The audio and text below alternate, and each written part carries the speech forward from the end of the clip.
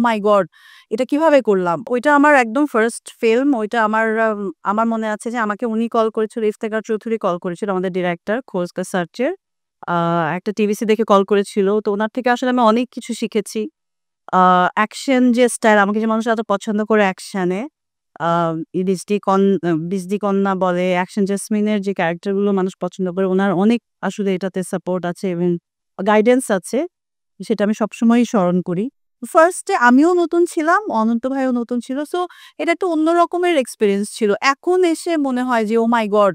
এটা কিভাবে করলাম?" ওরকম সময় digital film, first digital film I guess ওই সময়ের।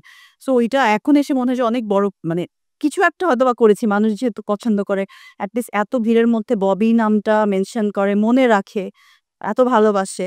তো এখন মনে হয় কিছু করেছি। তখন বুঝতেই পারি নাই। তখন স্ট্রাগল করেছি, শিখেছি, কাজ করেছি, অনেক কষ্ট করে করেছি। সেটা এখন ফিল করি যে কিভাবে আসলে কি করেছি। তখন এসব কিছুই মাথায় ছিল না। হ্যাঁ, হ্যাঁ, কারণ আমরা তো না, এখন তো সময়টাই আসলে এরকম। খুব কম ছবি রিলিজ হচ্ছে, হলের সংখ্যা কমছে। সো এখন একটু টাইমটাই এরকম এলোমেলো। বাট আমি এটা মনে করি না যে ২ বছর কোনো আর্টিস্ট স্ক্রিনে না আসলে সে হারাই যাবে। মানে আবার বারবার একই এক্সাম্পল দিতে হয়। কারণ আমরা নিজেদেরকে তো দিন, দিন গ্রুম করে উন্নত করার চেষ্টা করি। সো আমরা উন্নত বিশ্বের দিকেই তো তাকাবো। ওইখান থেকেই তো শিখবো।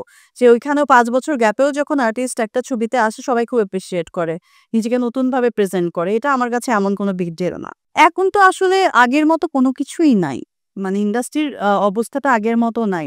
বাট হারাই যাওয়ার এখানে বিষয় না। কোভিডের একটা টাইম গেছে, যেটাতে একটা একটু ছোট একটা গ্যাপ গেছে। আমার বাবা মারা গেছেন, ওইটার একটা গ্যাপ গেছে। বাট আমি ইয়ারলি আ ইয়ারলি একটা ছবি আসছেই আমার। কখনো ১ বছর কোভিডের ইয়ার ছাড়া আমার মনে হয় না আমার আ গ্যাপ হয়েছে কোনো ইয়ারে।